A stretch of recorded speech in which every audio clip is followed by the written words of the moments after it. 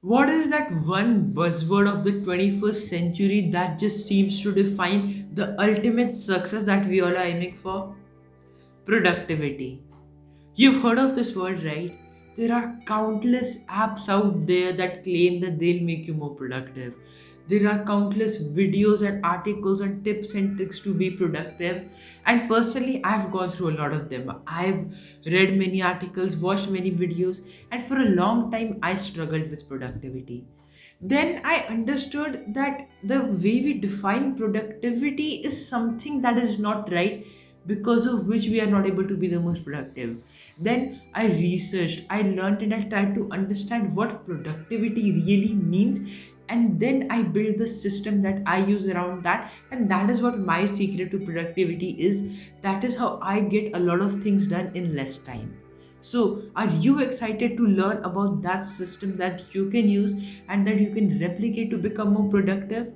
Let's begin.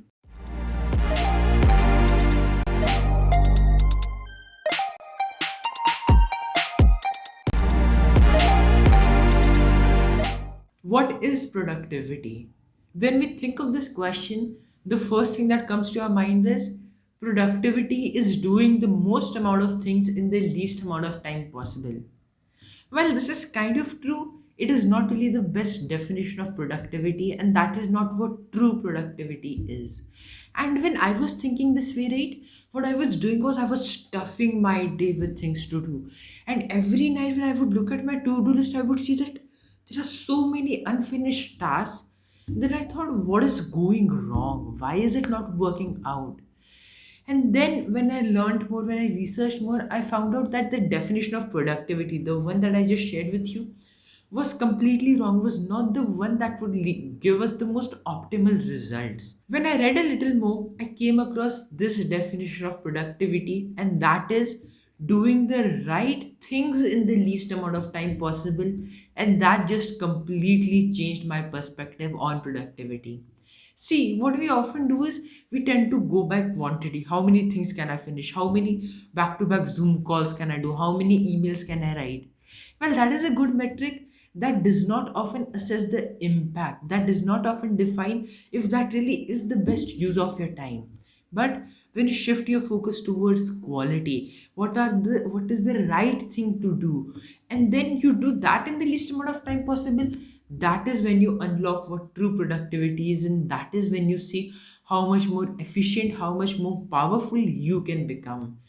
And here's a simple example that I'll give you for this. Imagine that you decide to do just two things in a day, and those two things are the highest and the most impactful things. If you're an author, let's say that you write 12,000 words in that day, and you just do that much. You don't do any engagement on your social media, you don't create any different kinds of content, you don't do any marketing, you don't respond to any emails, you don't get on any Zoom calls. And while from the quantity perspective, this may seem, yeah, you just wrote so many thousand words. What else did you do? But if you see the impact of that, that is way more impactful than just writing a few thousand words, then checking your email, responding to so many things, getting on an unnecessary Zoom call with your colleagues, or whatever it is. That quantity might seem like, oh my god, I've done so many things, just done, I've written these many words, I've made this report, whatever it is. But when you just saw that the writing was the most important task, the writing was the right thing for you to do, and then you did that, and through that you got the best results, that is what true productivity is, and that is what we are aiming for through this video. That is the system I implemented. It gave me amazing results, and now we'll be dissecting it step by step, and I'll be sharing with you six things that you can do to become more productive. Let's begin with that. The first thing that changed productivity for me was understanding the difference between time management and priority management. These are two very different things. If we just make a schedule, say that from 7 to 8 I'm going to this, from 8 to 9 I'll do this, from 9 to 11 I'll do this, that is time management. You define at what time you'll do what, and then you follow it. That's basic. But priority management is different, and that is getting an understanding of the things that really matter to you. Write that down. Take a pen, take a paper, and take time out to write down what are the things that matter to you in your work, in your personal life, and in all aspects, right? Make that list. Then what you do is you see what aspects of that are non-negotiable. What are some things that you must do every single day? Then you make a separate list of that. Then what are some things that you can do on a weekly basis that don't require daily effort but are important? You write that down. And then what you do is you prioritize accordingly. We'll be coming to that point of making a schedule, making a routine in the next one, but do this first thing. Make a priority management list. List down all the things that you have to do, sort them out by priority, what matters most. Not just what matters now, but what matters the most. What is the most important thing?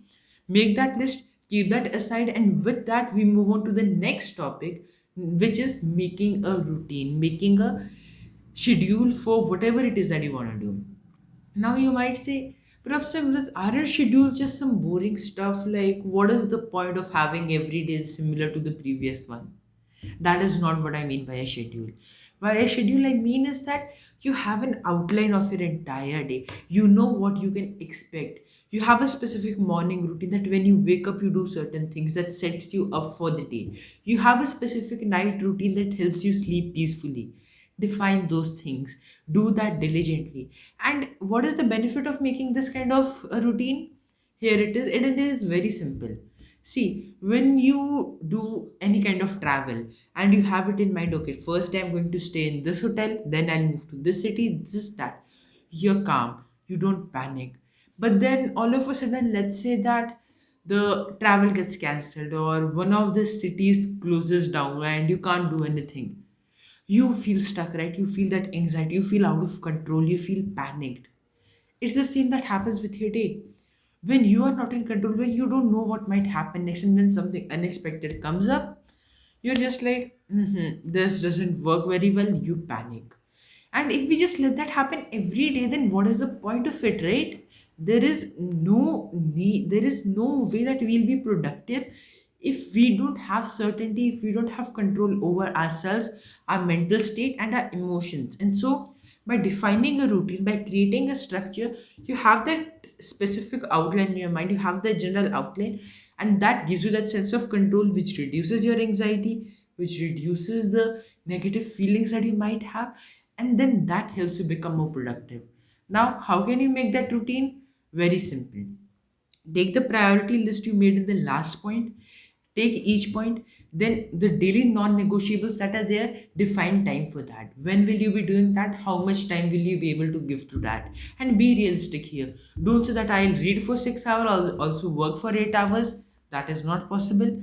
You define exactly the kind of things that matter to you, and also keep your sleep schedule and everything else in mind, that you need to live a happy life and a healthy life. Being healthy is a very critical aspect to, so include that, your health, all of those things in your timetable, in your schedule that you will be making.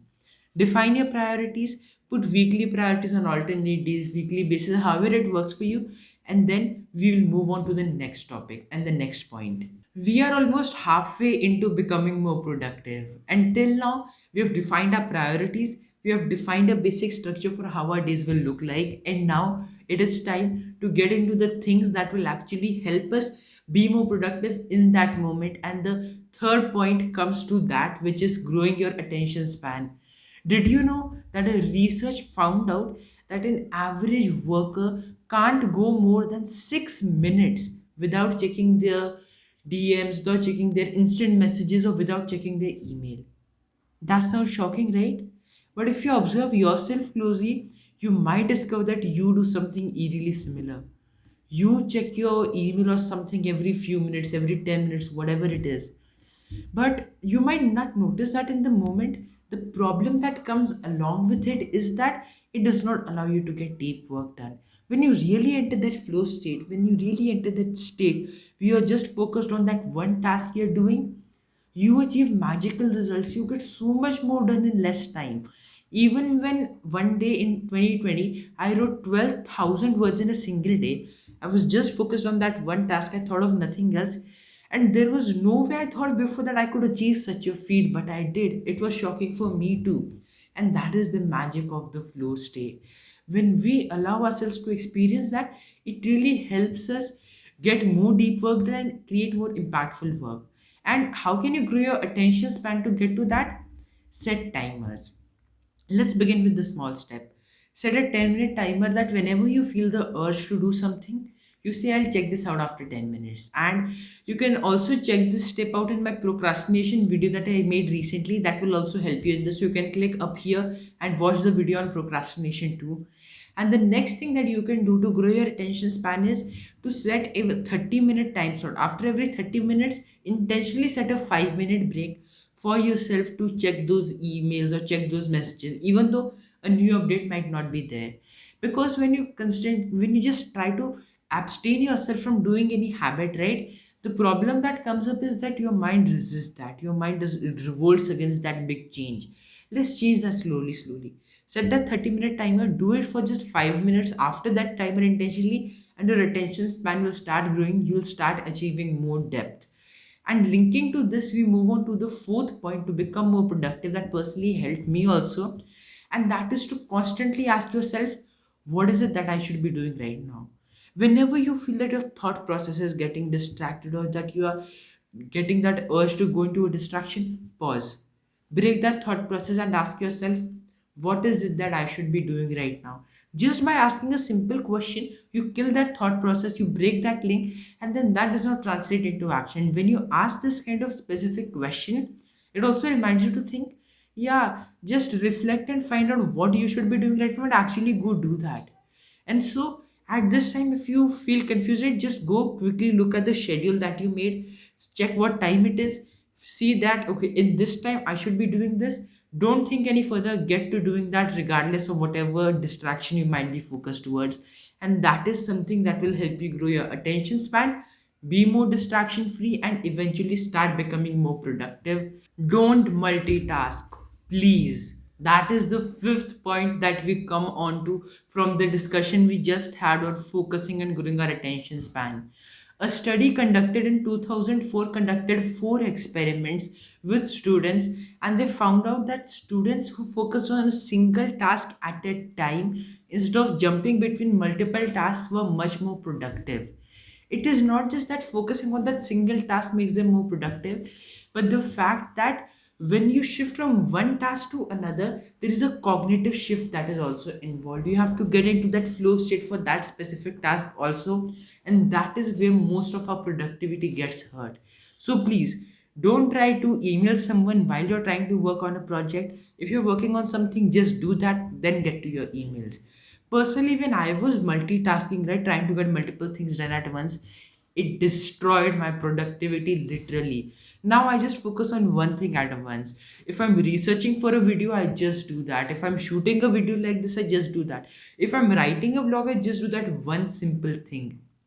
When you do this, right, when you take off one thing one by one and don't multitask, you will start noticing that your productivity increases. And while all of this is good, there doesn't seem to be a lot of fun in it, right? You feel that, yeah, I'll do these things, but what is it that will motivate me to actually get these things done? And there are two things. One of them is your internal willingness to actually be more productive, to actually get the most things done. And if you're interested in the work you do, you will naturally feel that. And then there is the second hack that you can use to build the habit of productivity. How does that work? Very simple. What a human mind wants is instant rewards, instant gratification. And that is what we look for in distractions, right? Those are the things that kill our productivity the most. And so you set a system for yourself where you give yourself that instant reward. Every day you set a set of defined metrics for yourself on which you'll be judging your productivity. Those can be anything. They can either be the amount of deep work you do, whatever it is, just set your own metrics, and then at the end of the day, give yourself a reward. Whether it is episode of your favorite web series, whether it is an ice cream, whether it is your favorite dessert, whatever it is, just give yourself one reward that excites you. And when you have that anticipation of the reward that, yes, I'm going to get that at the end of the day, you start becoming more productive. You think that, yes, if I become productive, I'll get that. I'm excited about that. And there you build the healthy habit of productivity while also fulfilling your mind's need for instant gratification. It's a win win. So you can try this out. And these are the six things that actually made me the most productive. And also, one thing that I'd like to add is in the sixth point that we just discussed about setting a reward for yourself, and that is that set something that you enjoy, not just something you think would be fun, but something that you truly enjoy, regardless of what other people might be thinking. Like for me, enjoyment is playing the piano. I often said that is my end of the day reward. Many times I don't get to that. There are some days when I falter, but that's all right. I said that for myself, I do that. That keeps me motivated. And so you can set any kind of reward based on what is it that you want to do.